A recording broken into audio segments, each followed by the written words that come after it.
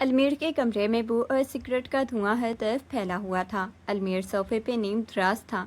उसकी सुर्ख आंखें नशे में डूबी हुई थीं कि इरहा डरते डरते उसके करीब पहुंची। उसके हाथ कांप रहे थे और वो अपनी सफ़ेद चादर को सख्ती से पकड़े हुए थी। उसने हिम्मत जमा करके अलमीर का कंधा छुआ और दिरहस्ती आवाज़ में कहा, अलमीर, मुझे आपसे कुछ ज़रूरी बात करनी है। डॉक्टर ने कहा है कि मैं माँ बनने वाली हूँ। हमारे बच्चे की आमद जल्द मुतवक्को है। ये अल्फाज सुनते ही अलमीर की आंखों में एक वहशियाना चमक उभरी। वो झटके से उठा और ज़ोरदार कहका लगाया, जो कि कमरे की दीवारों से टकरा के वापस आया। वो उठ के इरहा के सामने खड़ा हुआ। उसके बाजू को इतनी ज़ोर से जकड़ा के इरहा के मुंह से दर्द भरी चीख निकल गई। माँ बनने वाली हो? अलमीर ने हकारत से उसे देखते हुए धाड़ा, ये कैसा मजाक है? वो गुस्से में चिल्लाते हुए गोया हुआ, तुम जैसी औरत को क्या लगता है अपनी इस ममता का ढोंग रचा के तुम मुझ पे अपनी मलकियत जताने का हक पालोगी? मेरे घर में इस हरामपन की कोई जगह नहीं। इरहा ने रोते हुए उसका हाथ छुड़ाने की कोशिश की। खुदा के लिए अलमीर, ये आप ही का बच्चा है, अपनी औलाद पे तो रहम करें, मैं कहाँ जाऊँगी इस हालत में? मगर अलमीर का दिल में ज़रा बराबर भी रहम न था। उसने इरहा को बालों से खींच के दरवाजे की तरफ धकेला। जहाँ मर्जी जाओ, मर जाओ या कहीं और जाकर अपना ये तमाशा करो, मुझे कोई परवाह नहीं। अब मेरी नज़रों से दूर हो जाओ, वरना मैं यही तुम्हारी ज़िंदगी का ख़ात्मा कर दूँगा। उसने दरवाज़ा खोला और इरहा को धक्का दे के बाहर सीढ़ियों पे गिरा दिया। इरहा के गिरने के साथ ही बाहर ज़ोरदार बिजली कड़की। अलमीर ने एक बार फिर नफ़रत से उसे देखते हुए दरवाज़ा ज़ोर से बंद कर लिया। इरहा सुनसान कॉरिडोर में अकेली रोती हुई टूटे हुए ख्वाबों के साथ वहीं फर्श पे पड़ी रह गई। आसमान से बरसने वाली मौसलधार बारिश इरहा के आंसुओं में मिलकर उसके वजूद को मज़ीद सर्द कर रही थी। सड़कें वीरान थी और तेज़ हवाओं के झोंके उसे घराने पे तुले हुए थे। वो अपने पेट पे हाथ रखे हुए लरसते कदमों के साथ सड़क के किनारे चल रही थी। हर गुजरती गाड़ी की रोशनी उसे अलमीर की बेरुखी और अपने घर से निकले जाने के सदमे की याद दिला रही थी। कपड़े भीग के जिस्म से चिपक चुके थे, लेकिन दिल का दर्द इन जिस्मानी तकलीफ़ों से कहीं ज़्यादा गहरा था। वो खुद से बड़बड़ाती रही, काश ये सब एक ख्वाब होता। अलमीर, आपने ये क्या किया? अपने ही खून के साथ ऐसा सलूक? घंटों की मुसाफत और ठोकरें खाने के बाद वो आखिरकार अपने बाप के घर के सामने पहुंची। घर की रोशनियाँ देखकर उसे एक लम्हे के लिए लगा कि शायद उसे यहाँ पनाह मिल जाएगी। उसने लरसते हाथों से गेट पर दस्तक दी। जब दरवाज़ा खुला तो उसके बूढ़े बाप ने उसे इस हालत में देखकर बजाय तरस खाने के एक हकारत भरी निगाह डाली। इरहा ने लड़खड़ाती आवाज़ में पुकारा, अब्बू, मैं हूँ इरहा। अलमीर ने मुझे निकाल दिया। मैं इस वक्त बहुत मुश्किल में हूँ, खुदारा मुझे अंदर आने दें। बाप ने दरवाजे की चौखट पे ही उसे रोक लिया। उसकी आंखों में बेटी के लिए नहीं, बल्कि मुआशरे के डर और अपने नाम नहाद इज़्ज़त के लिए गुस्सा था। कैसी इज्जत लेके आई हो, जिस अमीरजादे के पीछे तुम अपना घर बर्बाद करके भागी थी? आज वो तुम्हें धुतकार के निकाल चुका है, तो अब मेरे पास क्या लेने आई हो? मेरे घर में तुम्हारी कोई जगह नहीं। जिस रास्ते से आई हो इसी पे वापस चली जाओ। मेरे लिए तुम आज ही मर चुकी हो। ये कहकर उसने इरहा के मुंह पे दरवाज़ा बंद कर दिया। इरहा उस बंद दरवाजे के सामने ज़मीन पे गिर पड़ी। वो बारिश की शिद्दत में भी अपनी सिसकियाँ छुपा ना सकी। उसके बाप का ठुकराया जाना अलमीर के निकाले जाने से कहीं ज़्यादा गहरा जख्म दे गया था। इरहा ने बंद दरवाजे पे माथा टेक दिया। उसकी आवाज़ बारिश के शोर में दब रही थी। अबू खुदाशा, मैं अकेली नहीं हूँ, मेरी गोद में एक ज़िंदगी पल रही है। क्या आप अपने ही नवासे को बेघर देखकर सुकून से सो सकेंगे? मुझे बस एक छत चाहिए, मैं आपके लिए कोई बोझ नहीं बनूंगी। अंदर से उसके बाप की आवाज़ उभरी, जो गुस्से और तस्दीक से भरी हुई थी। खामोश हो जाओ, तुम्हारी ज़ुबान से ये नाम भी मेरी इज़्ज़त को दागदार कर रहा है। जब तुमने इस खैर के साथ भागने का फ़ैसला किया था, तब तुम्हें मेरा ख्याल नहीं आया? तब तुम्हें कहरत का ये एहसास क्यों नहीं हुआ? आज जब वो अमीर सादा तुम्हें कूड़े की तरह फेंक चुका है, तो तुम मेरे पास अपनी ये नाजायज़ निशानी लेके आ गई हो। मेरे महल्ले वाले, मेरे रिश्तेदार क्या कहेंगे? क्या मुँह दिखाऊँगा मैं दुनिया को? इरहा ने अपनी आखिरी उम्मीद भी टूटती देखी। वो बिखरी हुई आवाज़ में चीखी, अबू, दुनिया को छोड़ें, खुदा के लिए तो सोचें। अगर आपने मुझे ठुकरा दिया तो मैं कहाँ जाऊँगी? इस कड़कड़ाती सर्दी में मैं और मेरा बच्चा क्या सड़कों पे दम तोड़ देंगे? बाप की आवाज़ में कोई नरमी नहीं थी, सिर्फ पत्थर जैसा फैसला था। तुम्हारा जीना मरना अब उस शख्स के साथ है जिसके लिए तुमने मुझे छोड़ा। अगर वो तुम्हें नहीं रख सकता तो ये तुम्हारी किस्मत है। मेरा घर अब तुम्हारे लिए ہمیشہ کے لیے بند ہے، یہاں کوئی جگہ نہیں اس رسوائی کے لیے جو تم اپنے ساتھ لائی ہو۔ جاؤ یہاں سے دفع ہو جاؤ، اگر دوبارہ دستک دی تو مجھے پولیس کو بلانا پڑے گا، میں اپنی عزت کے لیے کسی بھی حد تک جا سکتا ہوں۔ ارحا کے کانوں میں اپنے باپ کے آخری الفاظ ایک تازیانے کی طرح بجے۔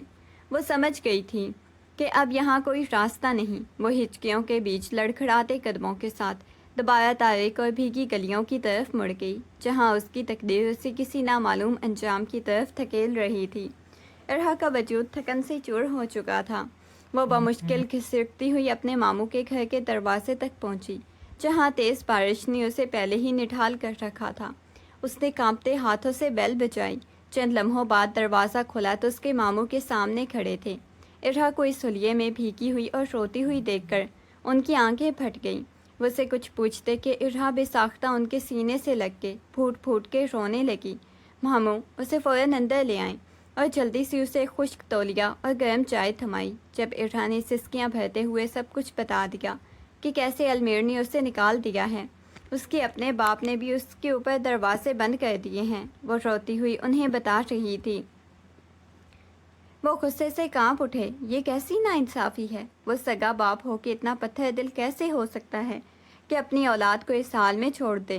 ارحا نے روتے ہوئے ان کا ہاتھ تھام لیا۔ ماموں اب آپ ہی میرا آخری سہارا ہیں، اگر آپ نے بھی مجھے ٹھکرا دیا تو میں سڑکوں پہ ہی ختم ہو جاؤں گی۔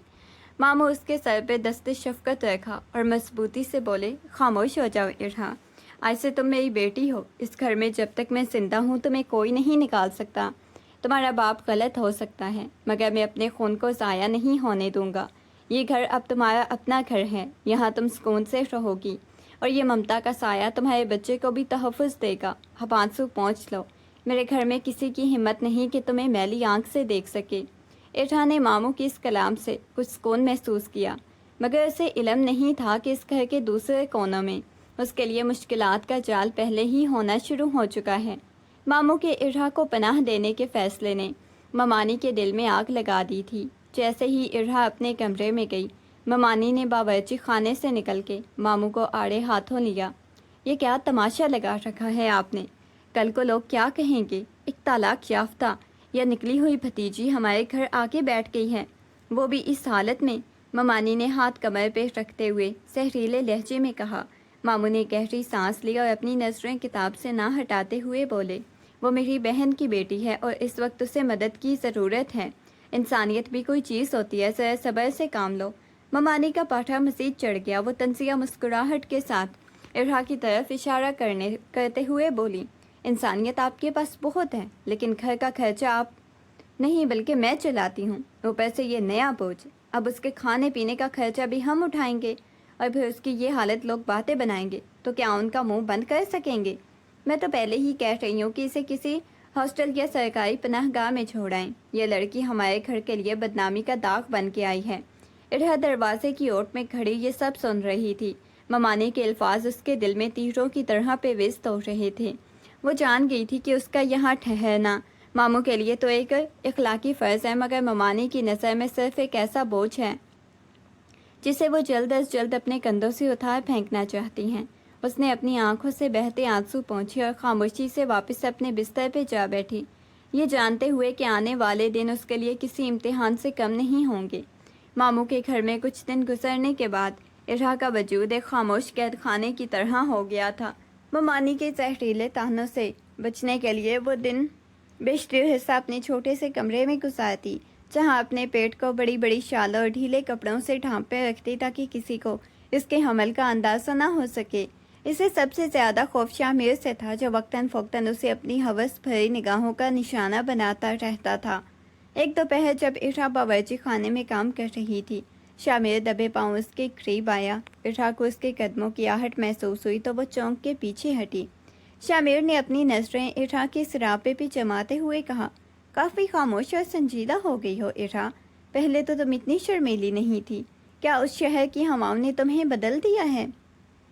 ارحا نے نظریں جھکا کے کہا، مجھے اپنے کام سے کام رکھنے کی عادت ہے شامیر، برائے کرم اپنی حد میں رہیں۔ شامیر نے ایک قدم آگے بڑھایا۔ اس کی آنکھوں میں ایک عجیب سی درندگی تھی۔ حدیں تو تب ہوتی ہیں جب بندہ کسی کا ہو، تم تو یہاں لاوارث بن کے آئی ہو نا، ماں نے تو تمہیں بوجھ سمجھ کے رکھا، تو کیوں نہ ہم اپنے تعلق کو تھوڑا دلچسپ بنا لیں۔ مجھے تمہاری یہ جھکی ہوئی نظریں بہت کچھ کہتی ہیں۔ ارحا کا دل زور زور سے دھڑکنے لگا۔ اسے لگا جیسے وہ سانس نہیں لے پا رہی۔ اس نے فوراً وہاں سے ہٹنے کی کوشش کی۔ آپ غلط سمجھ رہے ہیں، میں صرف اپنی زندگی سکون سے گزارنا چاہتی ہوں، مجھے اکیلا چھوڑ دیں۔ شامر نے کہکا لگایا اور جاتے جاتے اس کے قریب کان میں سرگوشی کی۔ سکون تو تمہارے نصیب میں ہے ہی نہیں ارحا، تم کب تک اپنی یہ حقیقت چھپاؤ گی؟ مجھے سب پتہ ہے، بس وقت کا انتظار ہے۔ ارحا کے ہاتھ سے پلیٹ گر کے ٹوٹ گئی اور لرزتے ہوئے وہیں بیٹھ گئی۔ اسے اب صرف ممانی سے نہیں بلکہ شامر کی اس گھناؤنی نظروں پر بھی ہر لمحہ ڈر لگنے لگا تھا۔ ماموں کے گھر سے نکلتے ہی ممانی کا رویہ ایک دم بدل جاتا۔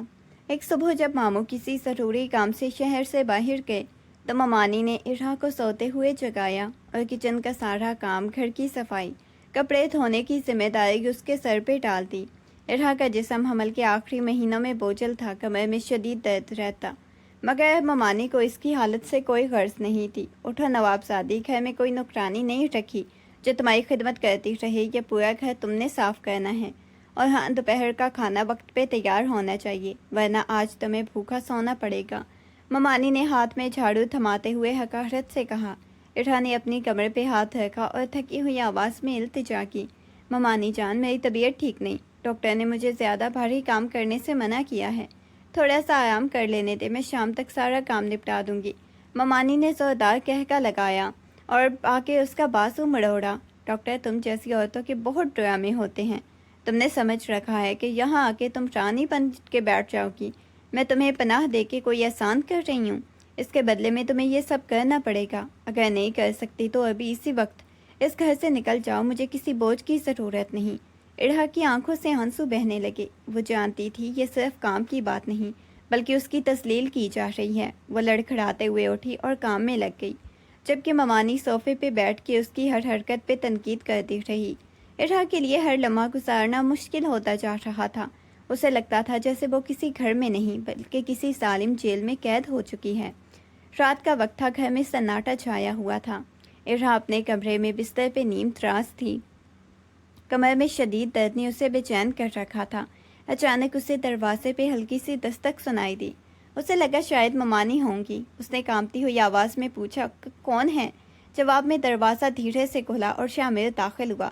اس کی چال میں لڑکھڑاہٹ تھی، شاید اس نے نشہ کر رکھا تھا۔ ارحا نے فوراً اٹھ کے بیٹھنے کی کوشش کی۔ شامر، تم یہاں کیا کر رہے ہو؟ باہر نکلو، یہ میرا کمرہ ہے۔ شامر نے دروازہ اندر سے لاک کیا اور ایک وحشیانہ مسکراہٹ کے ساتھ ارحا کی طرف قدم بڑھایا۔ کب تک خود کو چھپاؤ گی ارحا؟ بابا تو گھر پہ نہیں ہیں اور ماں اپنے کمرے میں کھراٹے لے رہی ہیں، آج تمہیں کوئی نہیں بچا سکتا۔ ارحا کے دل میں دھڑکنیں تیز ہو گئی۔ اس نے پیچھے ہٹ کے دیوار کے ساتھ ٹیک لگا لی، اپنی چادر کو اپنے پیٹ کے گرد لپیٹ لیا۔ شامر، تم یہ کیا کر رہے ہو؟ خدا کا خوف کرو، میں تمہاری کزن ہوں، ایک مجبور عورت ہوں۔ شامر نے اس کی ایک نہ سنی اور جھپٹ کے اس کے قریب آیا، ارحا کے بازوؤں کو سختی سے جکڑ لیا۔ کزن؟ کیسا کزن؟ تم تو وہ عورت ہو جسے اس کے شوہر نے دھتکار دیا، جس کا باپ اسے قبول کرنے کو تیار نہیں، تو تم میرے لیے صرف ایک کھلونا ہو۔ ارحا نے اپنی پوری طاقت سے اسے دھکا دینے کی کوشش کی۔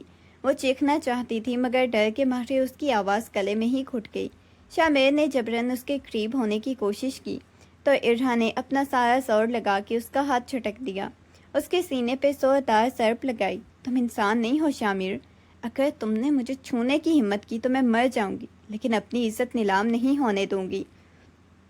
شامر کا غصہ بڑھ گیا۔ اس نے ارحا کو بالوں سے پکڑ کے بستر پہ گرا دیا، لیکن ارحا نے اپنی جان کی بازی لگاتے ہوئے وہاں سے نکلنے کے لیے ہاتھ پاؤں مارنا شروع کر دیے۔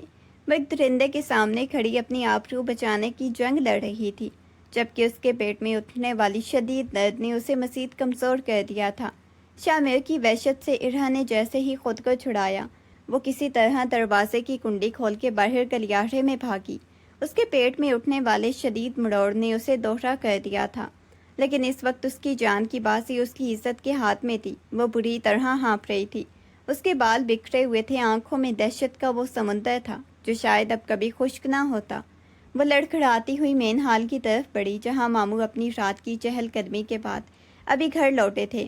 ارحا کو اس حالت میں دیکھ کر اور بے حال دیکھ کے ماموں کے ہاتھ سے چھڑی چھوٹ کے فرش پہ گری۔ ارحا یہ کیا حال بنایا ہوا ہے تم نے؟ کیا ہوا ہے بیٹا؟ ماموں نے پریشانی میں دوڑ کے اسے تھاما۔ ارحا نے جیسے ہی ماموں کا وجود محسوس کیا تو اس کا سارا حوصلہ جواب دے گیا۔ ان کے سینے سے لگ کے پھوٹ پھوٹ کے روئی۔ اس کی آواز میں وہ کرب تھا جس نے پورے گھر کو ہلا کے رکھ دیا۔ ماموں شامیر، اس نے میری عزت پہ ہاتھ ڈالنے کی کوشش کی، وہ بمشکل اتنا کہہ پائی تھی کہ ماموں کی آنکھوں میں غصے کی سرخی پھیل گئی۔ وہ اسے سینے سے لگائے ہوئے تھے کہ اچانک ارحا کے جسم میں جھٹکا سا لگا۔ اس کا چہرہ سرد پڑ گیا، اس کے لبوں پہ پھیکی سی مسکراہٹ کے ساتھ وہ بے ہوش ہو کے ماموں کی گرفت میں ڈھیلی پڑ گئی۔ ارحا میری بچی آنکھیں کھولو۔ ماموں اسے جھنجھوڑنے لگے مگر ارحا کا جسم ساکت ہو چکا تھا۔ گھر میں کہرام مچ گیا۔ ممانی کمرے سے باہر نکل کے آئیں تو یہ منظر دیکھ کے اس کے قدم جم گئے۔ ماموں نے ارحا کو اپنی باہوں میں اٹھایا اور چیختے ہوئے بولے، اگر ایسے کچھ ہو گیا تو میں کسی کو زندہ نہیں چھوڑوں گا۔ اس گھر کی تباہی کی ذمہ دار آج سے تم اور تمہارا بیٹا ہو۔ وہ ارحا کو لے کے تیزی سے ہسپتال کی طرف بھاگے۔ ہسپتال کے کوریڈور میں ایمرجنسی وارڈ کی سرخ لائٹ مسلسل جل رہی تھی جس کے نیچے ماموں بدحواس کھڑے اللہ سے دعائیں کر رہے تھے۔ کچھ دیر بعد ڈاکٹر باہر نکلا۔ اس کے چہرے پہ سنجیدگی اور تشویش تھی۔ ماموں تیزی سے اس کی طرف بڑھے۔ ڈاکٹر صاحب، میری بچی کیسی ہے؟ وہ ٹھیک تو ہے نا؟ ڈاکٹر نے گہری سانس لی اور فائل پہ کچھ لکھتے ہوئے کہا، دیکھیں مریضہ کی حالت اس وقت بہت زیادہ تشویشناک، شدید ذہنی صدمے اور جسمانی تشدد کی وجہ سے ان کے بی پی میں خطرناک حد تک اضافہ ہوا ہے۔ ان کا جسم بہت زیادہ کمزور ہو چکا ہے جس کے براہ راست اثرات ان کے حمل پہ پڑ رہے ہیں۔ ماموں کا دل زور سے دھڑکا۔ کیا بچہ محفوظ ہے؟ ڈاکٹر نے سرنفی میں ہلاتے ہوئے جواب دیا، فی الحال تو ہم نے اسے سٹیبلائز کر لیا ہے لیکن زیادہ خطرہ ٹلا نہیں۔ اگر آئندہ کچھ گھنٹوں میں اسے مزید ذہنی تناؤ یا کوئی بھی جذباتی دھچکا لگا تو بچے کی جان کو شدید خطرہ لاحق ہو سکتا ہے۔ ارحا کے لیے بھی یہ صورتحال جان لیوا ثابت ہو سکتی ہے۔ اسے مکمل بیڈ ریسٹ اور انتہائی پرسکون ماحول کی ضرورت ہے۔ اگر اس کی صحت کو مزید نظر انداز کیا گیا تو ہم کسی بھی برے نتیجے کے لیے تیار رہنا ہوگا۔ ماموں کے پیروں تلے سے زمین نکل گئی۔ ارحا کی اس تکلیف کی ذمہ داروں کے بارے میں سوچ کر غصے سے بھر گئے مگر فی الحال ان کی ترجیح صرف اور صرف ارحا کی زندگی تھی۔ ڈاکٹر کے ان الفاظ نے ماموں کو یہ سوچنے پہ مجبور کر دیا کہ اس دنیا میں وہ ارحا کو کہاں چھپائیں جہاں وہ اپنی اولاد کے ساتھ محفوظ رہ سکے۔ ہسپتال سے واپسی پہ ماموں کا لہجہ تیور بالکل بدل چکے تھے۔ گھر میں داخل ہوتے ہی ان کی نظر شامیر پہ پڑی جو صوفے پر اطمینان سے بیٹھا فون چلا رہا تھا اور ممانی کچن کے دروازے پہ کھڑی انہیں دیکھ رہی تھی۔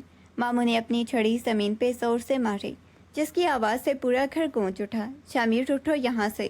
ماموں کی آواز میں وہ گرج تھی کہ شامیر ہڑبڑا کے اٹھ کھڑا ہوا۔ ممانی نے مصنوعی حیرت کا ڈرامہ کرتے ہوئے کہا، ارے کیا ہوا ہے؟ اتنا غصہ کیوں کر رہی ہو؟ ارحا کہاں ہے؟ اسے ہسپتال میں ہی چھوڑ آئے کیا؟ ماموں نے ممانی کی طرف ایک سرد نظر ڈالی پھر شامیر کی طرف بڑھتے ہوئے اس کے گریبان کو زور سے پکڑ لیا۔ تمہاری اوقات مجھے آج سمجھ آئی ہے۔ ایک مجبور لڑکی جو میری بھتیجی ہے، اس کی عزت کے در پہ ہونا، تم انسان کہلانے کے لائق نہیں ہو۔ اگر آج ارحا یا اس کے بچے کو کچھ بھی ہوا تو میں پولیس کو تمہارے خلاف FIR درج کروانے میں ایک لمحہ نہیں لگاؤں گا۔ تم نے سوچا بھی کیسے کہ میرے گھر کی دہلیز پہ تم یہ درندگی کرو گے؟ شامیر نے اپنی صفائی دینے کی کوشش کی۔ ماموں آپ غلط سمجھ رہے ہیں۔ وہ تو خود خاموش۔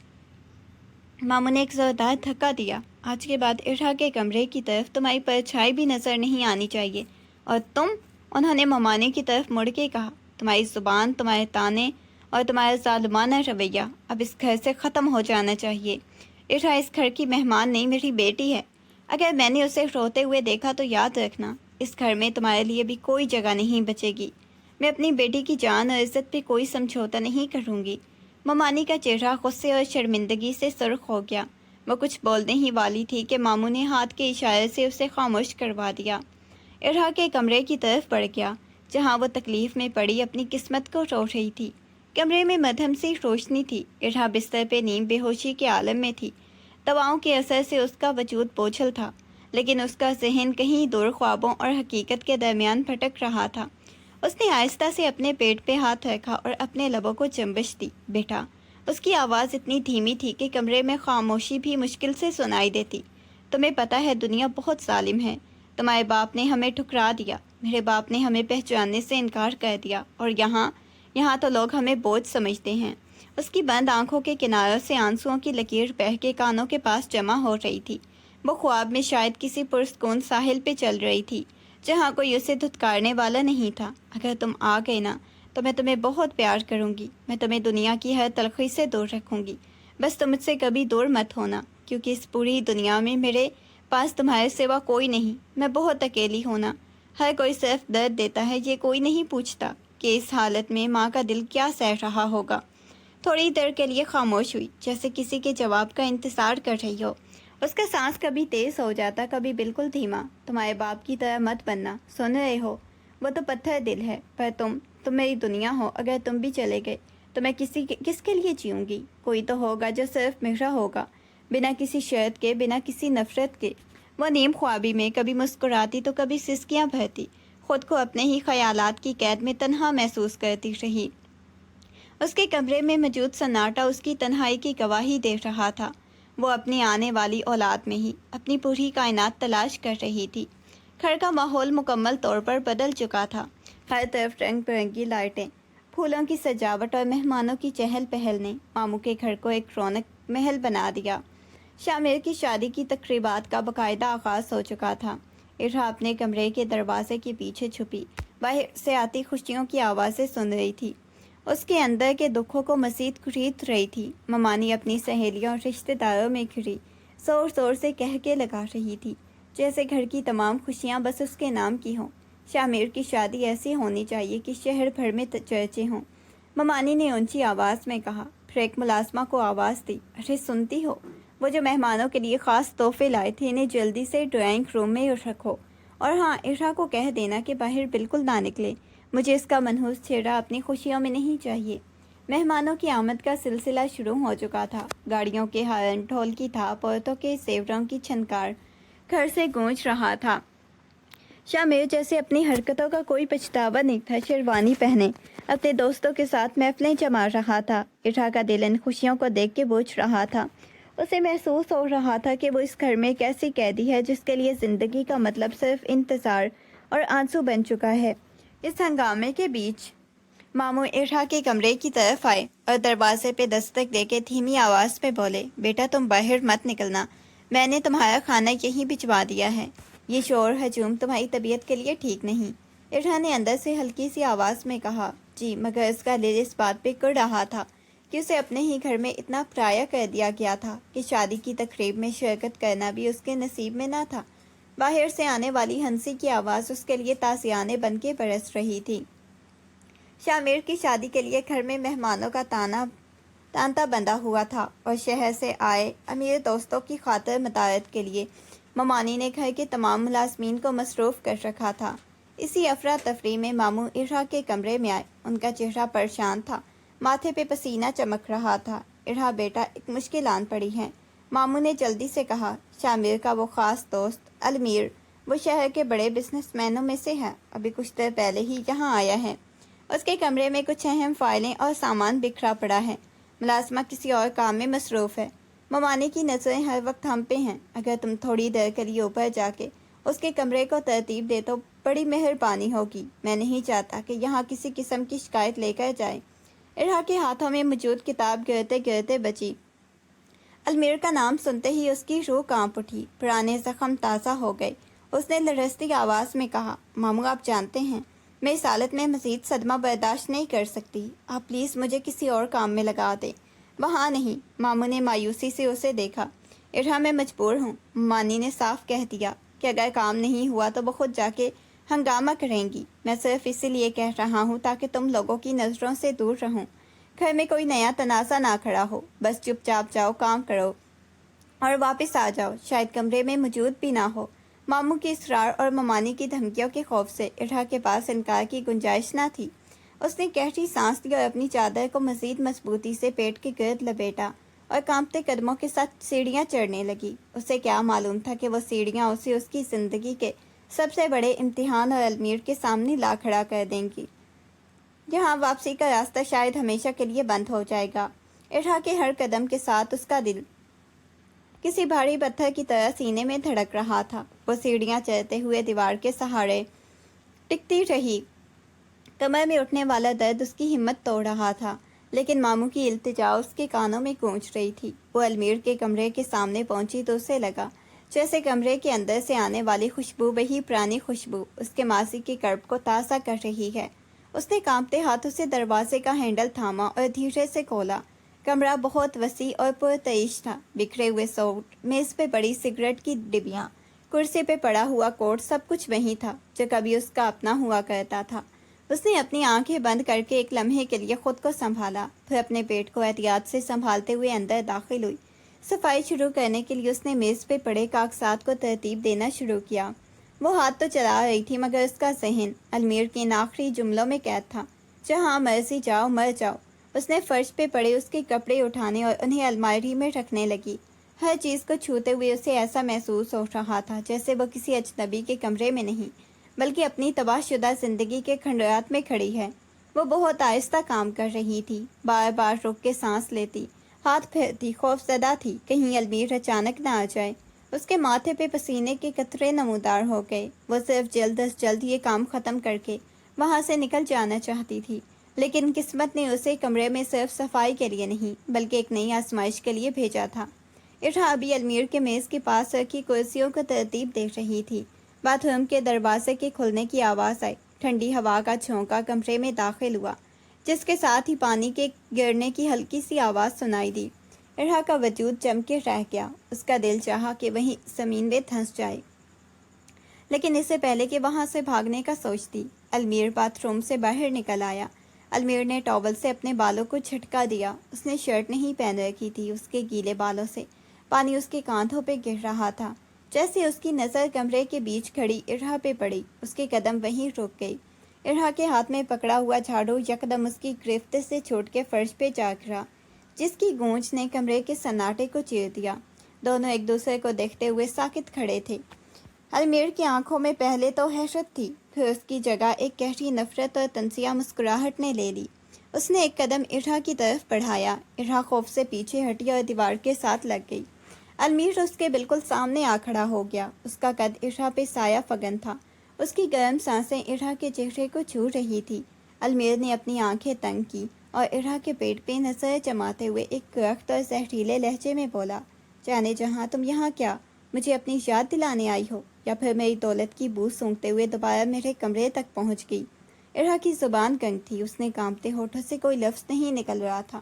وہ بس اپنی بھیگی ہوئی آنکھوں سے المیر کو دیکھ رہی تھی، جو ایک بار پھر اپنی تسلیل کا مرکز بنا رہا۔ المیر کی نظروں میں وہ تڑپ تھی جو ارحا کو اس وقت بکھیرنے کے لیے کافی تھی۔ المیر نے ایک قدم آگے بڑھایا۔ ارحا خوف سے پیچھے ہٹی، اس کی پشت دیوار سے جا ٹکرائی۔ المیر نے آگے بڑھ کے ارحا کے بازو کو اپنی مضبوط گرفت میں لیا اور اسے گھسیٹتے ہوئے کمرے کے بیچ پڑے صوفے کی طرف لے گیا۔ ایک جھٹکے کے ساتھ اس نے ارحا کو صوفے پہ گرا دیا۔ ارحا کے پیٹ میں ایک تیز درد کی لہر اٹھی اور اس کے منہ سے کربناک سسکی نکلی۔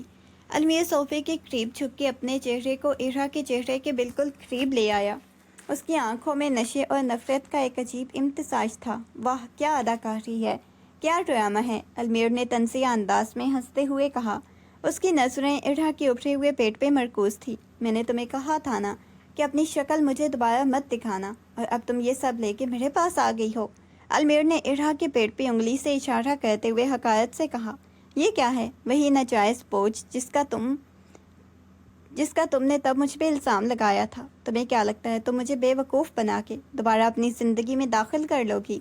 ارحا نے روتے ہوئے اپنا چہرہ ہاتھوں میں چھپا لیا۔ خدا کے لیے المیر، میرے ساتھ ایسا مت کریں، میں یہاں صرف کام کرنے آئی تھی، مجھے نہیں پتا تھا آپ یہاں ہوں گے۔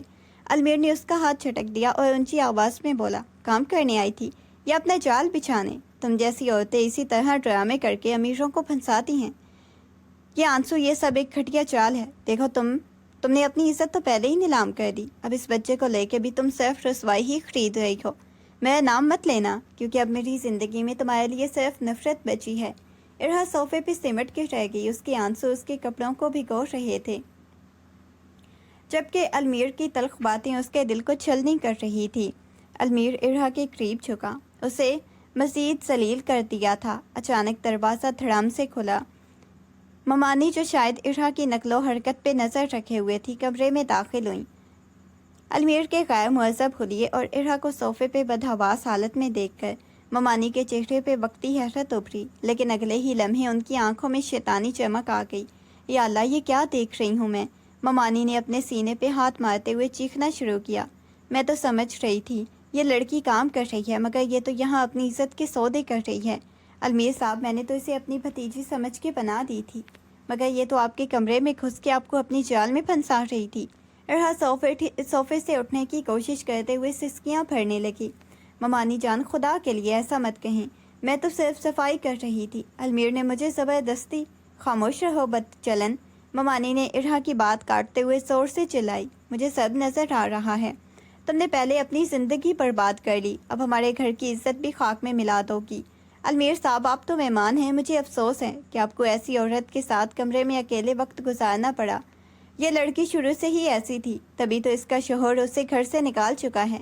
آج یہ یہاں اپنے جسم کا سودا کرنے آئی ہے۔ المیر جو پہلے ہی نشے اور غصے میں تھا، ممانی کی ان باتوں سے مزید بھڑک گیا۔ اس نے ارہا کی طرف ایسی حقارت بھری نظر ڈالی جیسے کوئی کوڑا ہو۔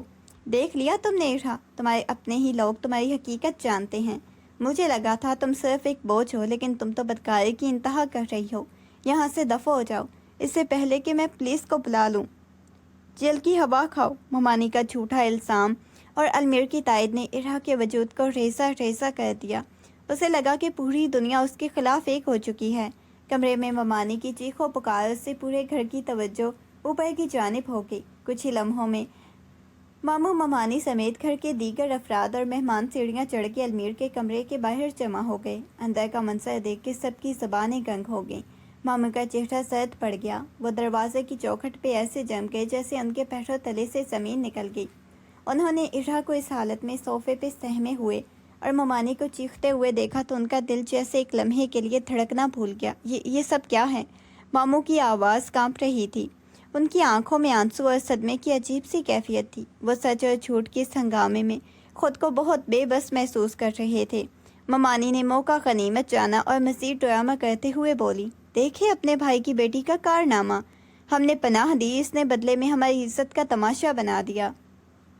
آج کے بعد اس گھر میں اس کا کوئی کام نہیں۔ المیر جو سارے تماشے سے بیزار ہو چکا تھا، اچانک اٹھ کھڑا ہوا۔ اس نے ایک لمحے کے لیے بھی کسی کی وضاحت سننے کی زحمت نہ کی۔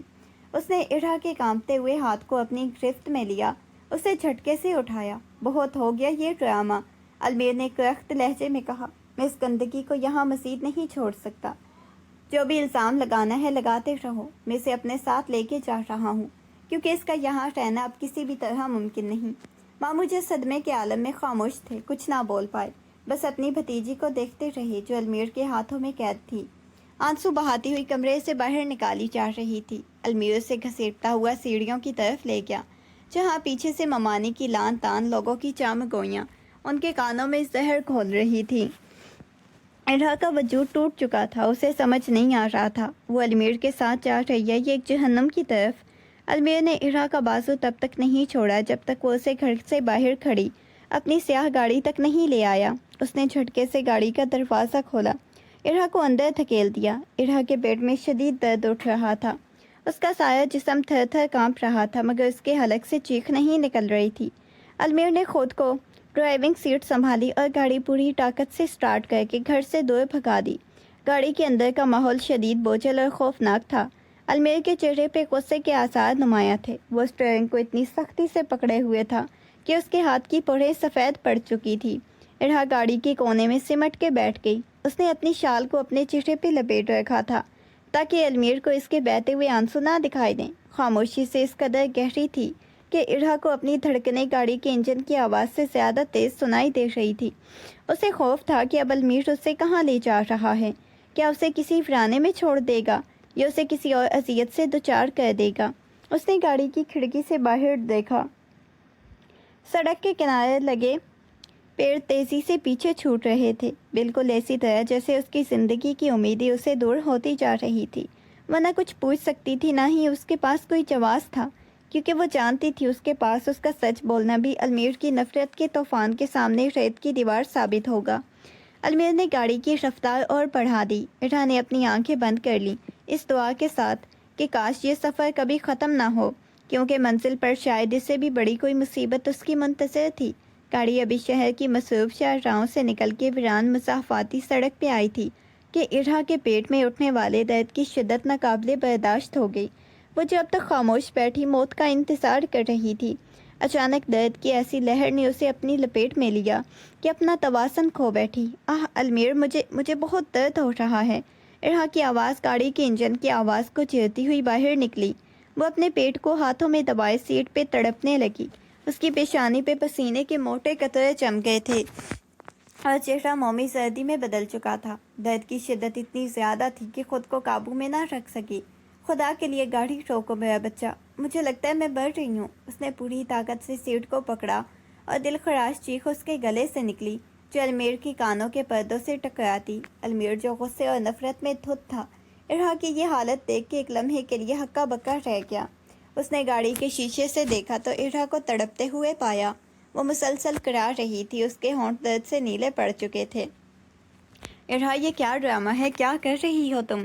المیر نے اپنی آواز میں سختی برقرار رکھنے کی کوشش کی، مگر اس کی آنکھوں میں انجانہ خوف چھلکنے لگا۔ درد، بہت زیادہ درد ہے، ارحا نے آخری بار چیخ کے کہا۔ اس کے بعد اس کا سر سیٹ کے ساتھ جا ٹکرایا، ایک طرف ڈھلک گیا۔ اس کے لبوں سے نکلی ہوئی وہ چیخ گاڑی کی خاموشی میں گونج کے رہ گئی۔ المیر نے گھبرا کے سڑک کے کنارے بریک لگا کے روکا۔ اس کا دل زور سے دھڑک رہا تھا کیونکہ اسے اندازہ ہو گیا تھا یہ کوئی جھوٹا ڈرامہ نہیں، بلکہ ارحا اس کے پیٹ میں پلنے والی زندگی کے لیے آخری لمحات ہو سکتے ہیں۔ المیر نے گاڑی کا رخ ہسپتال کی طرف موڑ دیا۔ اس کا ذہن شدید کشمکش میں تھا۔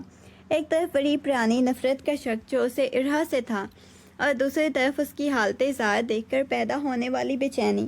اس نے گاڑی کو انتہائی رفتار سے دوڑایا۔ ہر سیکنڈ اسے ایک صدی کی طرح محسوس ہو رہا تھا۔ ہسپتال کے گیٹ پہ پہنچتے ہی اس نے ہارن بجا کے ہنگامی صورتحال کا اشارہ دیا۔ ارحا کو باہوں میں اٹھا کے ایمرجنسی وارڈ کی طرف بھاگا۔ ارحا کا جسم بالکل بے جان ہو چکا تھا۔ اس کے کپڑوں پہ خون کے دھبے نظر آ رہے تھے جو المیر کے دل کو ایک انجانے خوف سے دہلا رہے تھے۔ ڈاکٹر، جلدی کریں، اسے بچائیں۔ المیر کی آواز میں وہ طنزیہ لہجہ نہیں، ایک عجیب سی ہڑبڑاہٹ تھی۔ نرس اور ڈاکٹر نے فوری طور پہ ارحا کو اسٹریچر پہ ڈالا۔ ڈاکٹر نے ایک نظر ارحا کی بگڑتی ہوئی نبض پہ ڈالی اور نرس کو سخت ہدایت کی۔ حالت بہت نازک ہے، بچہ خطرے میں ہے، فوری طور پہ آپریشن تھیٹر میں منتقل کرو۔ المیر کو ایک طرف کھڑا کر دیا گیا۔ اس نے دیکھا کہ ارحا کو آپریشن تھیٹر کے اندر لے جایا گیا اور بھاری آہنی دروازے بند ہو گئے۔ باہر لگی سرخ بتی روشن ہو گئی جس نے المیر کے چہرے پہ ایک عجیب سی ویرانی پھیلا دی۔ وہ وہیں راہداری میں دیوار سے ٹیک لگا کے کھڑا ہو گیا۔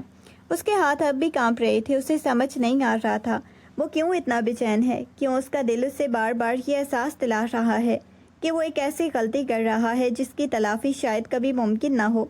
تھیٹر کے اندر ارحا اپنی زندگی کی سب سے بڑی جنگ لڑ رہی تھی، جبکہ باہر المیر اپنی انا اور پچھتاوے کے بیچ کھڑا اپنے اندر کے طوفان کو سنبھالنے کی کوشش کر رہا تھا۔ کئی گھنٹوں کے طویل انتظار کے بعد آپریشن تھیٹر کے دروازے کھلے اور ڈاکٹر تھکے ہوئے مگر مسکراتے ہوئے باہر نکلے۔ المیر جو اس وقت اپنی سوچوں میں گم دیوار سے ٹیک لگائے کھڑا تھا، فوراً سے ڈاکٹر کی طرف لپکا۔ ڈاکٹر، وہ کیسی ہے اور بچہ؟ ڈاکٹر نے اطمینان سے جواب دیا، اللہ کا کرم ہے، مریضہ خطرے سے باہر ہیں، اور آپ کے لیے خوشخبری ہے کہ ارحا کے ہاں 2 صحت مند بیٹوں کی پیدائش ہوئی ہے، جڑواں بچے ہیں، دونوں بالکل ٹھیک ہیں۔ یہ سن کے المیر کے چہرے پہ ایک لمحے کے لیے حیرت اور پھر خوشی کی لہر دوڑ گئی۔ وہ جب تک ارحا کے حمل کو ایک بوجھ یا دھوکہ سمجھ رہا تھا، 2 بیٹے کی خبر سن کے تو اندر سے پگھل سا گیا۔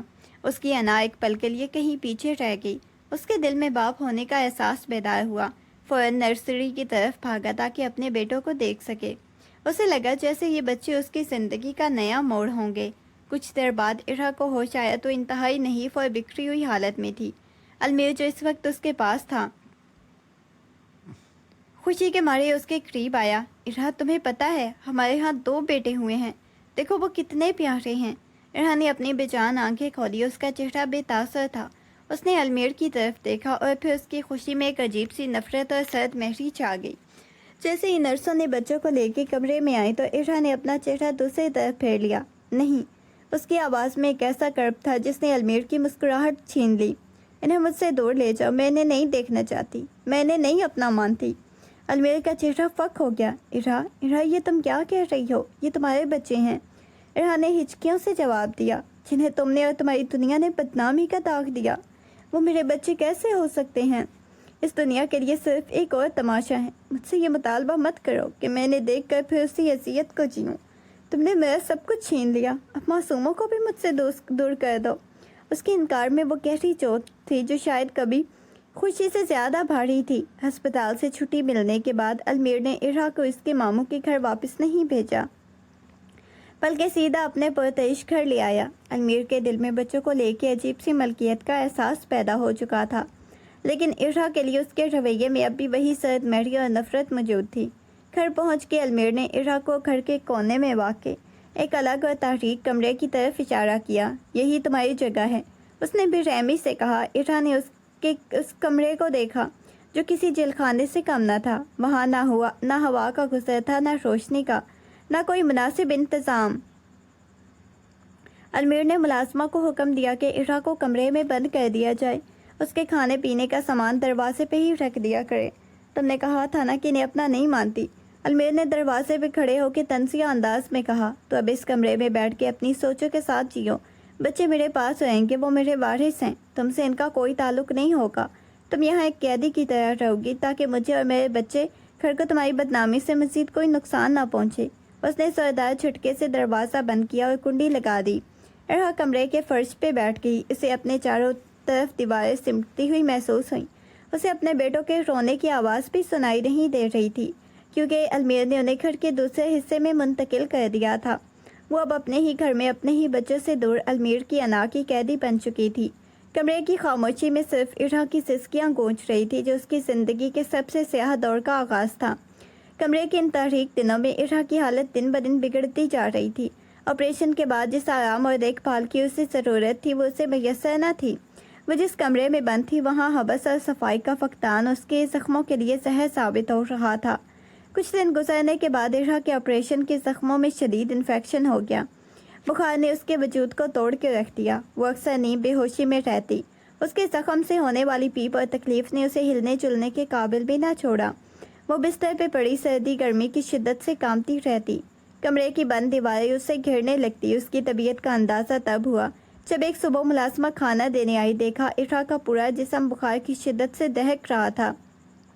وہ کرانے کی سکت بھی کھو چکی تھی۔ ملازمہ نے فوراً المیر کو اطلاع دی، جو پہلے تو اسے محض ڈرامہ سمجھ کے نظر انداز کر دیتا تھا، لیکن جب ملازمہ نے بتایا کہ بڑی بی بی کے زخموں سے خون اور پیپ رس رہی ہے تو وہ ہوش نہیں ہے، تو المیر اپنے غرور کے نیچے دبی تھوڑی سی انسانیت کے تحت وہاں سے اٹھا، اور جیسے ہی اس نے کمرے میں داخل ہوا تو ارہا کا چہرہ دیکھ کر اس کی آنکھیں پتھرا چکی تھی۔ زخموں کے انفیکشن نے اسے اندر سے کھوکھلا کر دیا تھا۔ المیر نے چھوا تو اس کا جسم بھٹی کی طرح گرم تھا۔ اس وقت المیر کو اپنی سخت دلی کا احساس ہوا، مگر اس کی انا ابھی ارہا کے سامنے جھکنے سے روک رہی تھی۔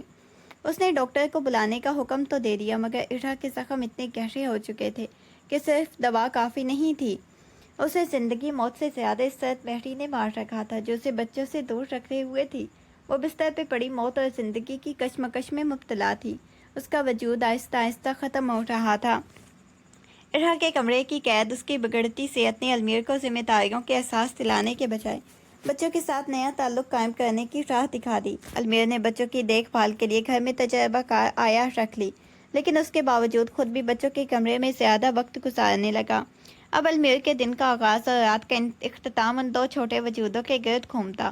وہ جو کبھی اپنی انا اور کاروباری دنیا میں مست رہتا تھا، اب بچوں کے کپڑے بدلتے، ان کے دودھ کا انتظام کرتے اور راتوں کو ان کے رونے پہ اٹھنے کا عادی ہو چکا تھا۔ جب بچے روتے تو انہیں سینے سے لگا کے ٹہلتا، ان کی ہر ضرورت کا خیال رکھتا جیسے وہ دنیا کی سب سے قیمتی دولت ہوں۔ ملازمہ بچوں کو نہلاتی یا انہیں سلاتی تو المیر دوڑ کھڑا مسکرا کے انہیں دیکھتا۔ اس کے چہرے پہ ایسی نرمی آ جاتی جو پہلے کبھی نہیں دیکھی گئی تھی، لیکن اس کے دل کا ایک حصہ اب بھی پتھر کا تھا۔ وہ جب بھی ارہا کے قید خانے کی طرف دیکھتا تو اس کا چہرہ سخت ہو جاتا۔ اس کے ذہن میں عجیب سا تضاد تھا۔ ایک طرف وہ ارہا سے شدید نفرت کرتا تھا، وہ اسے ان بچوں کے لائق نہیں سمجھتا تھا، تو دوسری طرف وہ بچوں کو ارہا کے چھو سے بھی دور رکھنا چاہتا تھا، کیونکہ اسے ڈر تھا کہیں ان کے ذہن میں اس کے خلاف زہر نہ بھر دے۔ بچوں کی ہنسی المیر کے گھر کی رونق بن چکی تھی، لیکن اس رونق کے پیچھے ایک ماں کی خاموش سسکیاں اور بیماری کی اذیت مسلسل بڑھتی جا رہی تھی۔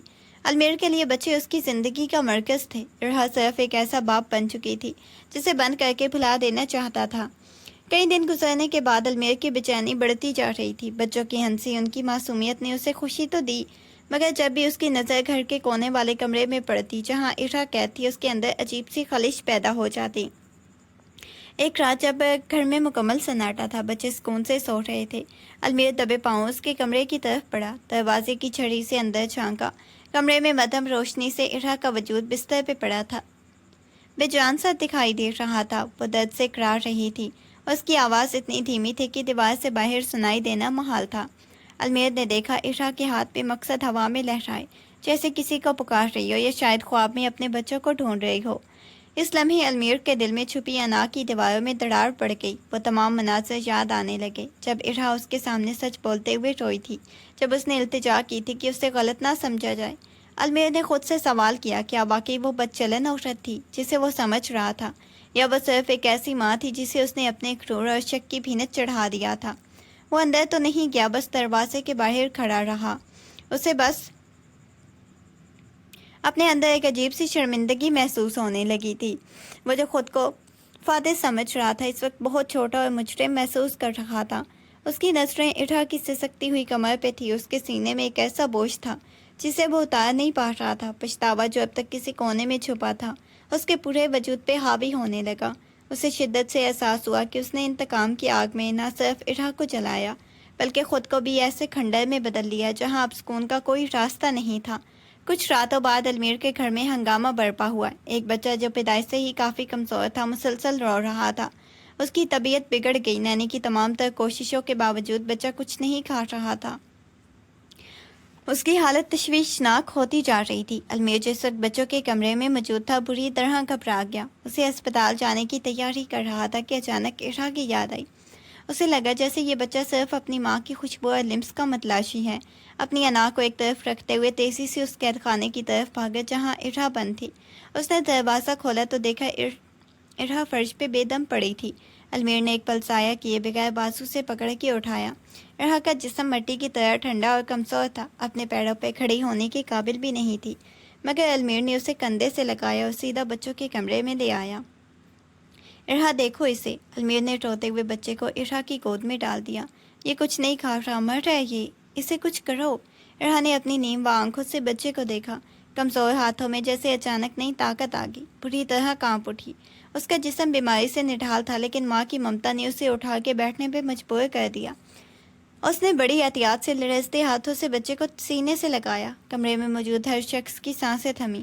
ارحا نے اپنی آنسوؤں کو روکا اور بڑی توجہ سے بچے کو فیڈ کروانے پہ مرکوز کر دی۔ کچھ لمحوں کی جدوجہد کے بعد بچے نے آہستہ آہستہ فیڈ کرنا شروع کر دیا۔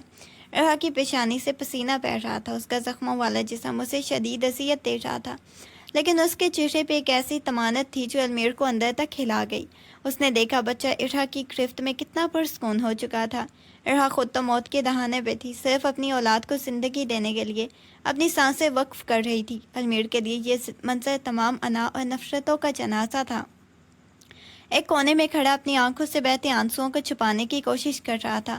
المیر کمرے کے کونے میں ساکت کھڑا تھا۔ اس کے سامنے جو منظر تھا، اس نے اس کے اندر کا سارا تکبر اور زہر چھٹک کے رکھ دیا۔ ارحا جو چند لمحے پہلے تک زندگی کی بازی ہار چکی تھی، اب اپنے بچے کو سینے سے لگائے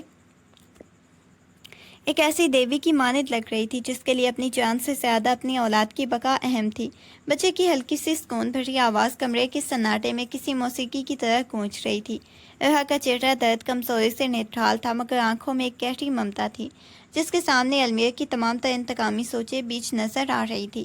وہ دیکھ رہا تھا کہ کس طرح ارحا اپنی بیماری کو بھول کے اپنے زخموں کی ٹیسوں کو نظر انداز کر کے اس معصوم جان کو اپنی حرارت پہنچا رہی تھی۔ المیر کے حلق میں کانٹا سا اٹک گیا۔ وہ اسے تمام باتیں یاد آئیں جو اس نے ارحا کو کہی تھی، وہ تمام الزامات جو اس نے اس پہ لگائے تھے، وہ قید جو اس نے اس کے لیے منتخب کی تھی۔ محسوس ہوا کہ جیسے بدچلن چلاک سمجھا تھا، وہ تو ایک ایسی ماں تھی جس کا وجود صرف ممتا کے ان جذبوں سے بنا تھا۔ اس کی آنکھیں نم ہو گئی، جو ہمیشہ خود کو فاتح سمجھ کے ارہا کو مجرم کے کٹہرے میں کھڑا کرتا تھا، آج خود اپنے ضمیر کی عدالت میں مجرم کھڑا تھا۔ اس نے دیکھا ارہا کا ہاتھ تھوڑی دیر کے لیے لڑکھڑایا، لیکن اس نے فوراً بچے کو سنبھال لیا، جیسے اسے معلوم ہو کہ اگر وہ گری تو یہ بچہ بھی ختم ہو جائے گا۔ المیر کے پاؤں خود بخود ارہا کی طرف بڑھے۔ اس کا دل چاہ رہا تھا کہ وہ اس کے قدموں میں گر کے معافی مانگے، لیکن اس کے ہونٹ سلے ہوئے تھے۔ وہ بس وہاں پہنچ کے ارہا کے قریب جھکا اور لرزتی ہوئی آواز میں بولا، ارہا، تم نے مجھے بہت بڑی سزا دی۔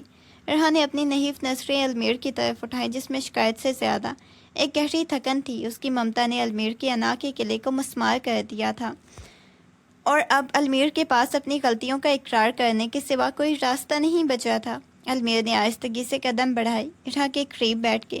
کمرے میں موجود تمام لوگ خاموشی سے وہاں سے نکل گئے، پیچھے صرف المیر، ارہا اور ان کے بچے رہ گئے۔ المیر نے دیکھا کہ ارہا کا وجود درد سے نڈھال ہو کے واپس بستر پہ ڈھلک گیا ہے۔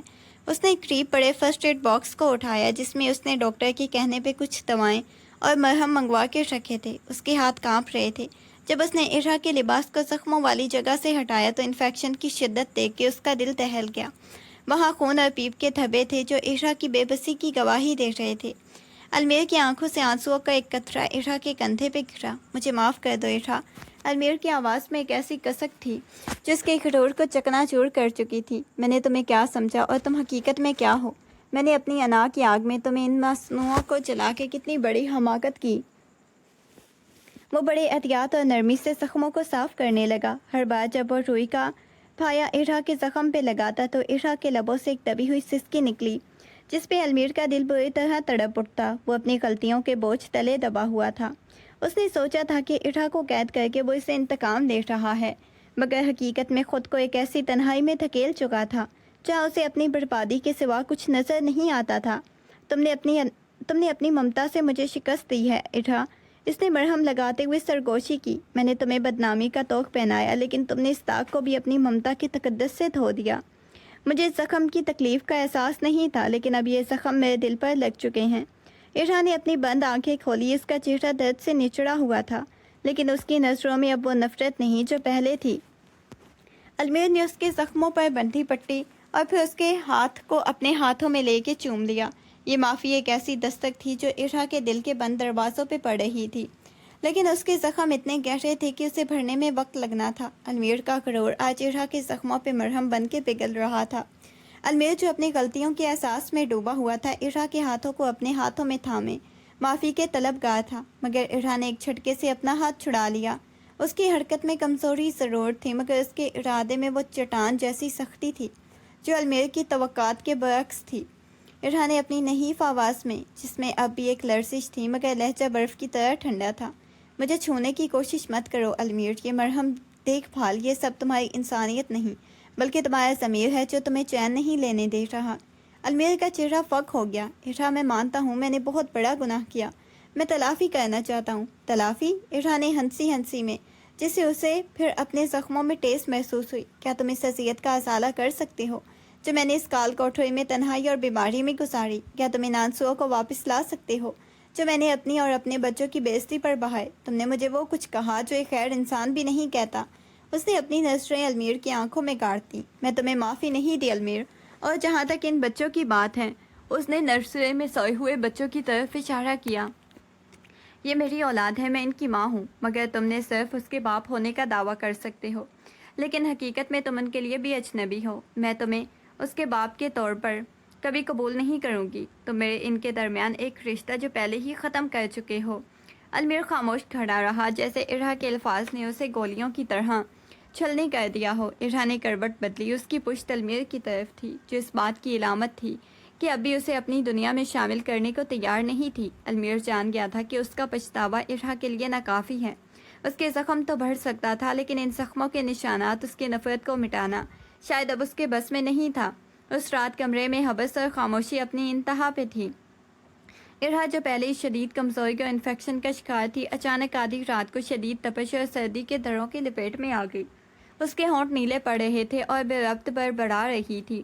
المیر جو پاس ہی ایک کرسی پہ بیٹھا اپنی آنکھوں میں ندامت کے آنسو لیے اسے دیکھ رہا تھا۔ इरहा की हिचकियों और तकलीफ देख राहों से बड़बड़ा उठा। उसने इरहा को पकड़ा, उसे हिलाया, लेकिन इरहा का जिस्म बर्फ़ की तरह ठंडा हो चुका था, सिवाय उसके सर के जो बुखार की शिद्दत से दहक रहा था। इरहा, इरहा मेरी तरफ देखो।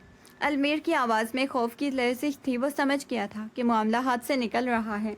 इन्फेक्शन उसके जिस्म में जहर की तरह फैल चुका था। एक लम्हा साया किए बगैर कम्बल में लिपटी हुई बेहोश इरहा को अपनी बाहों में उठा के तेज़ी से बाहर की तरफ भागा। गाड़ी के पास पहुंच के उसने इरहा को पिछली सीट पे लिटाया और खुद ड्राइविंग सीट पे बैठ गया। गाड़ी को सड़क पे दौड़ा दिया। अलमीर की हालत देखने वाली थी। उसका अपना हुलिया बिखरा हुआ था, आंखों में सुर्ख लोढ़े थे। उसके जहन में सिर्फ एक ही खौफ था कि कहीं वो इरहा को हमेशा के लिए ना खो दे। सड़क पे गाड़ी ऐसे दौड़ा रहा था जैसे मौत का ताक़ुब कर रहा हो। एक हाथ से स्टीयरिंग थामे हुए, दूसरे हाथ से बार बार पीछे मुड़ के इरहा की नब्ज़ चेक करते हुए वो खुद से बड़बड़ाए जा रहा था। तुम्हें कुछ नहीं होगा इरहा, तुम मुझे इतनी आसानी से छोड़ के नहीं जा सकती। मुझे अभी तुमसे बहुत कुछ कहना है, माफ़ी मांगनी है।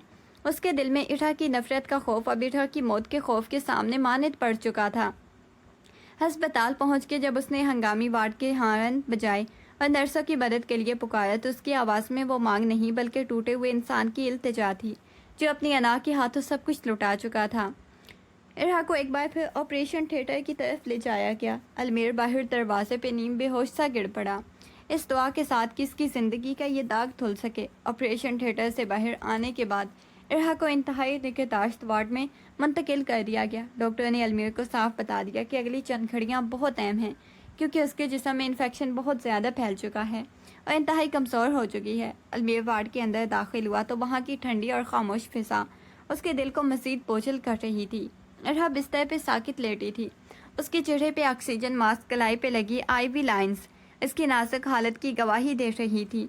अलमीर दबे पाँव उसकी करीब पहुंचा। वो कुर्सी खींचकर बिस्तर के साथ बैठ गया। उसने बहुत एहतियात से इरहा का वो हाथ अपने दोनों हाथों में लिया जो अभी इतना ही पतला और ठंडा था जितना वो खुद को महसूस कर रहा था। इरहा, उसकी आवाज़ गले में कहीं टूट गई। वो छिका उसके लड़जते हुए हाथों को अपने आंसुओं से भिगो दिया। मैंने तुम्हें कितनी अज़ियतें दी, कितनी बार तुम्हारी तस्लील की, लेकिन तुमने कभी मुझसे एक लफ्ज़ भी नहीं कहा। आज तुम जब खामोश पड़ी हो तो मुझे अपनी हर ज़्यादती, हर गलतफहमी, हर शक का हिसाब अपने सामने नज़र आ रहा है। वह धाड़े मार के नहीं बल्कि खामोशी से रो रहा था। उसके आंसू इरहा के हाथों पे गिर के उसे जलाए जा रहे थे। मुझे माफ़ कर दो इरहा, मैंने अपनी अना को तुमसे और तुम्हारी ममता से बड़ा समझा और इस अना ने मुझे कितना तन्हा कर दिया। अगर आज तुम उठ गई तो मैं वादा करता हूँ मैं तुम्हें दोबारा कभी इस दर्द से नहीं गुजरने दूँगा। बस मुझे एक मौका दे दो, अपनी नफ़रत को भी किसी दिन के लिए उठा रखो, लेकिन अभी मुझे छोड़ के मत जाओ। वो इरहा के हाथों को अपने माथे से लगा के सजदा रेस हो गया था। उसके अंदर के कठोर का बुत मुकम्मल तौर पे टूट चुका था। वो वार्ड इस खामोश में सिर्फ अपनी नदामत की गूंज सुन पा रहा था। उसके लिए इरहा का वजूद सिर्फ एक रिश्ता नहीं था बल्कि वो आखिरी उम्मीद थी जिसे इंसानियत की तरफ वापस ला सकती थी। वो घंटों इसी तरह बैठा इरहा के हाथों को चूमता रहा, अपनी गलतियों का इकरार करता रहा, जैसे इन आंसुओं से वो इन जख्मों को धोना चाहता हो जो उसने खुद अपनी अना के हाथों इरहा के दिल पे लगाए थे। हर गुजरते गए अस्पताल की वो सफ़ेद दीवारें, आईसीयू की मशीनों की मुसलसल बिपिंग और इरहा की ज़िंदगी की जदोजहद की गवाह बन गई। डॉक्टर की अनथक मेहनत और अलमीर की हल्पर निगरानी, दुआ और खिदमत के बालाखर रंग लाई। 2 हफ्तों के तवील इलाज और बेशुमार मुश्किलात के लम्हात के बाद इरहा की हालत में बेहतरी के आसार नुमायाँ होने लगे। जिस दिन इरहा को होश आया उसे जनरल वार्ड में मुंतकिल किया गया। वो बहुत कमज़ोर थी मगर उसकी आंखों में ज़िंदगी की नई चमक थी। जब अलमीर कमरे में दाखिल हुआ तो इरहा ने उसे देखा। अलमीर के चेहरे पे पहले वाली सख्ती, तंजिया, मुस्कुराहट या तकब्बर का कोई निशान नहीं था। उसके बरक्स उसके चेहरे पे अजीब सी थकन और तशवीश थी जो सिर्फ और सिर्फ इरहा के लिए थी। अलमीर ने इरहा के करीब आके इंतहाई नरमी से पूछा, कैसी हो अब? इरहा ने खामोशी से उसे देखा। उसने अलमीर के रवैये में नुमायाँ तब्दीली देखी। वो शख्स जो पहले हर बात पे उसे नीचा दिखाता था उसके लिए पानी का गिलास थामे, उसकी अद्वियात का ख्याल रखने और उसकी हर सठूरत के लिए बेचैन रहने में मगन था। अलमीर अब उसकी आंखों में नहीं देखता बल्कि नज़र झुका के बात करता, जैसे उसे अपनी गुज़श्ता ज़्यादतियों का हर लम्हा याद हो, इरहा के सामने शर्मिंदा हो। एक शाम जब अलमीर उसे उसके पसंदीदा फल खिला रहा था, इरहा ने आहिस्ता से कहा, तुम क्यों कर रहे हो ये सब? तुम्हें तो मुझसे नफ़रत थी। अलमीर का हाथ रुक गया। उसने सर उठा के इरहा की तरफ देखा जिसमें अभी कुछ शकूक थे। नफ़रत? ہاں میں نے نفرت ہی کی تھی، لیکن تم نے جس صبر سے میری ہر زیادتی کو سہ لیا اور جس طرح اپنے بچوں کی خاطر تم موت کے منہ سے واپس لوٹ آئی ہو، اس نے مجھے بدل دیا ہے۔ میں اب تمہیں وہ ارہا نہیں سمجھتا جو میں نے اپنے دماغ میں بنا رکھی تھی۔ میں اپنی غلطیوں کا بوجھ لیے جینا نہیں چاہتا۔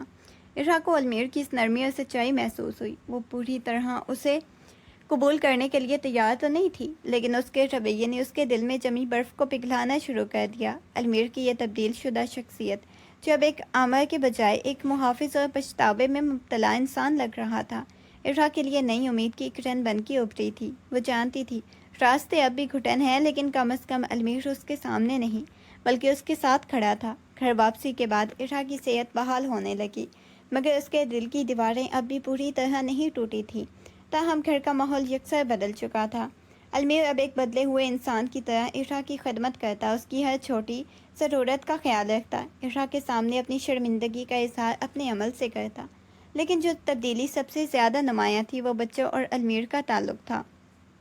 بچے المیر کو دیکھ کے مسکراتے، لیکن انگلی تھامنے کی کوشش کرتے، اس کی گود میں جانے کے لیے مچلتے۔ وہ منظر ارہا کے لیے کسی معجزے سے کم نہ تھا، جس المیر کو صرف ایک ظالم اور اپنی انا کا قیدی سمجھتی تھی، وہی المیر اپنے بچوں کے سامنے بچہ بن جاتا۔ ان کی ہنسی، اس کی معصوم حرکتیں المیر کی زندگی کا محور بن چکی تھی۔ ایک شام جب المیر بچوں کو اپنے بازوؤں میں اٹھائے کمرے میں ٹہل رہا تھا، دونوں اس کے کندھے پہ سر رکھے سو رہے تھے۔ ارہا یہ منظر خاموشی سے دیکھتی رہی۔ اس کی اپنی ممتا نے اسے اندر سے جھنجھوڑا۔ وہ سمجھ گئی کہ ان معصوموں کی خوشی، ان کی پرورش، ان کا مستقبل المیر اور اس کے باہمی تعلق سے جڑا ہے۔ ارہا نے اپنی انا کو ایک طرف رکھ کے پہلا قدم بڑھایا، اٹھ کے ان کے قریب گئی اور المیر کے ہاتھ میں موجود بچے کو آہستہ سے اپنے بازوؤں میں لیا۔ المیر حیرت اور خوشی سے ارہا کو دیکھتا، اس کی آنکھوں میں نمی تھی، یہ جیسے وہ اس قبولیت کا برسوں سے منتظر ہو۔ یہ میرے بھی بچے ہیں، ارہا نے بہت دھیمی اور مدھم آواز میں کہا۔ ان کے بہتر مستقبل کے لیے میں تمہارے قریب آنے کو تیار ہوں۔ اس کا لہجہ سرد نہیں بلکہ اس میں نئی شروعات کی ہلکی سی جھلک تھی۔ المیر نے کچھ نہ کہا، ایک گہری سانس دی اور اپنے دونوں بچوں کو ایک ساتھ دیکھ کے مسکرا دیا۔ ارہا جانتی تھی یہ معافی کا سفر طویل ہے، لیکن اپنے بچوں کی خاطر اس نے اپنی تلخیوں کو پس پش ڈال کے المیر کو ایک موقع دینے کا فیصلہ کر لیا۔ گھر کے اس کونے میں پہلی بار انتقام اور نفرت کی جگہ نئی خاندانی زندگی نے جنم دیا۔ گھر کا ماحول پہلے سے بہت مختلف اور پرسکون تھا۔ المیر کی کوششیں اب محض خدمت تک محدود نہیں تھیں، بلکہ ہر چھوٹے طریقے سے ارہا کے دل میں اپنا مقام دوبارہ بنانے کی کوشش کر رہا تھا۔ اب ارہا کے لیے تحفے لاتا، کبھی کوئی اچھی کتاب تو کبھی وہ خوشبو جو ارہا کو پسند تھی۔ ایک شام جب بچے سو رہے تھے، المیر چھوٹا سا تحفہ پیکٹ لے کر کمرے میں داخل ہوا۔ ارہا کھڑکی کے پاس بیٹھی باہر کے مناظر میں کھوئی ہوئی تھی۔ المیر نے دبی آواز میں اسے پکارا۔ وہ پیکٹ اس کے سامنے رکھ دیا۔ یہ کیا ہے؟ ارہا نے حیرت سے پوچھا۔ کھولو تو صحیح، المیر نے نرمی سے کہا۔ ارہا نے پیکٹ کھولا تو خوبصورت سی سونے کی چین تھی، جس میں 2 چھوٹے چھوٹے لٹکن تھے اور ان دونوں کے بیٹوں کی علامت تھے۔ ارہا کی نظریں تحفے پہ رک گئیں۔ ایک زیور نہیں بلکہ المیر کی طرف سے ایک اعتراف تھا کہ وہ ان بچوں اور ارہا کو اپنی زندگی کا سب سے قیمتی حصہ مانتا ہے۔ المیر قریب بیٹھ کے اس کی آنکھوں میں ایسی تڑپ تھی جو پہلے اس نے کبھی نہیں دیکھی۔ ارہا، میں جانتا ہوں میں نے تمہیں بہت دکھ پہنچائے، میں ان تحفوں سے تمہارے زخموں کو نہیں بھر سکتا، مگر یہ صرف اس بات کا ثبوت ہے کہ میں تم سے وہ پرانی نفرت نہیں کرتا۔ وہ تھوڑی دیر خاموش رہا، پھر اس نے ارہا کی طرف دیکھ کے سنجیدگی سے کہا، میں تمہیں دوبارہ پانا چاہتا ہوں، ویسے نہیں جیسے پہلے تھا، ایک مالک کی طرح نہیں بلکہ ایک جیون ساتھی کی طرح۔ میں چاہتا ہوں کہ تم مجھے دوبارہ موقع دو تاکہ میں ثابت کر سکوں کہ میں تم سے کتنی محبت کرتا ہوں۔ ارہا کا دل دھڑک رہا تھا۔ اس کے لیے المیر کے منہ سے محبت کا لفظ سننا کسی خواب جیسا تھا۔ وہ جانتی تھی کہ ماضی کو مٹانا ممکن نہیں، لیکن المیر کے لہجے میں موجود سچائی نے اسے اندر تک چھو لیا۔ وہ خاموش رہی، مگر اس کے چہرے پہ ایسی ہلکی سی مسکراہٹ آئی جو المیر کے لیے کسی بڑی کامیابی سے کم نہیں تھی۔ اس رات المیر نے صرف ایک تحفہ نہیں دیا تھا بلکہ اپنے دل کے دروازے پہ دستک دی تھی۔ ارہا نے اسے اندر آنے کی اجازت دے دی۔ ارہا نے المیر کی آنکھوں میں جھانک کے دیکھا۔ وہاں اب انتقام کی چمک نہیں تھی جو اسے ڈرایا کرتی تھی، بلکہ ایک ایسا گہرا پچھتاوا تھا جس نے اسے ایک نیا انسان بنا دیا۔ اس نے محسوس کیا کہ المیر کے ہر فعل میں اس کی خدمت پر خلوص شامل ہے، جو شاید اسے برسوں پہلے ملنا چاہیے تھا۔ ارہا نے اپنے دل پہ لگے ان ان گنت زخموں کی تپش کو محسوس کیا، لیکن ساتھ ہی اسے المیر کی ان کوششوں میں اپنی بقا کی امید نظر آئی۔ اس نے گہرا سانس لیا اور اپنی ہمت جمع کرتے ہوئے اپنا ہاتھ علمیر کے ہاتھ پہ رکھ دیا۔ یہ اس کی طرف سے معافی کا عملی اشارہ تھا جس نے علمیر کے چہرے پہ پرسکون بھری مسکراہٹ بکھیر دی۔ اس رات دونوں بچوں کو اپنے درمیان سلا کے پہلی بار سکون سے بیٹھے تھے۔ کمرے میں مدھم روشنی تھی اور بچوں کی پرسکون سانسیں ماحول کو عجیب سی طمانت دے رہی تھی۔ علمیر نے انتہائی احتیاط سے بات شروع کی۔ اس بار اس کی آواز میں حکم نہیں بلکہ شریک حیات کی التجا تھی۔ انہوں نے اپنی غلطی، اپنی شکوک اور اپنی انا کے ان تمام پہلوؤں پہ کھل کے بات کی جو ان کے درمیان دیوار بنے ہوئے تھے۔ ارہا نے بھی اپنی تلخیاں، تنہائی کا کرب اور خوف بیان کیا جو اس نے علمیر کے سائے میں گزارا تھا۔ اس پرسکون گفتگو نے ان کے درمیان چھپی تمام بدگمانیوں کو جیسے برف کی طرح پگھلا دیا اور وہ برسوں بعد ایک دوسرے کو انسان کی حیثیت سے سمجھ پائے تھے۔ وقت کے ساتھ ساتھ ماضی کی ان تمام تلخ یادوں پر وقت کی دھول جمنے لگی۔ علمیر نے ارہا کو اپنی زندگی، اپنے گھر اور اپنے دل میں وہ جگہ دی جس کی وہ حقدار تھی۔ علمیر اسے اپنی ملکیت نہیں بلکہ اپنی روح کا حصہ سمجھتا تھا۔ ارہا کے لیے بھی اب علمیر وہ ظالم شخص نہیں رہا تھا بلکہ ایک ایسا محافظ تھا جس نے اپنی آگ بجھا کے اپنی محبت کو اثر نو تعمیر کیا تھا۔ اس کے گھر میں اب وہ بدگمانیاں، خاموشیاں نہیں تھیں جو پہلے ان کے رشتے کا مقدر تھیں۔ اب ایک نئے اعتماد اور نئی شروعات، ایک دوسرے کے لیے احترام کے ساتھ انہوں نے زندگی کی نئی کتاب کا آغاز کیا جس کے ہر ورق پہ اب محبت اور سکون کی تحریر تھی۔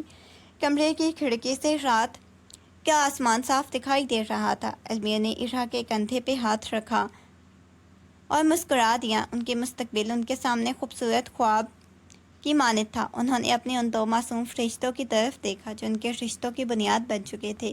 علمیر نے ارہا کے ہاتھ کو مضبوطی سے تھاما اور اللہ کا شکر ادا کیا جس نے انہیں اس آزمائش سے نکال کے ایک نئی زندگی عطا کی تھی۔ ان کی نظروں میں ایک ایسا عزم تھا کہ اپنی اس چھوٹی سی جنت کو کبھی کسی کی نظر یا اپنی انا کی بھینت نہیں چڑھائیں گے۔